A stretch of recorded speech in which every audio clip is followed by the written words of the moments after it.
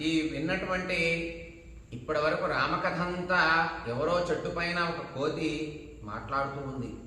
ఆ కథంతా నేను విన్నాను. ఆ మాటలు నిజమగుగాక, నాకేదో శుభం కలుగుగాక అని ఆమె మనస్సులో అనుకుంటూ పైకంటుంది. నమోస్తు వాచస్పతయే, ఓ బృహస్పతి నీకు నమస్కారం. స వజ్రిని, ఓ ఇంద్రదేవ నీకు నమస్కారం అయ్యా. స్వయంభువే, ఓ బ్రహ్మదేవ నీకు నమస్కారం. హుతాశనాయ చ, ఓ అగ్నిదేవ నీకు నమస్కారం. అనేన చోక్తం యతిదం అమగ్రతో వనౌకస తశ్చ తథాస్తు నన్యథా.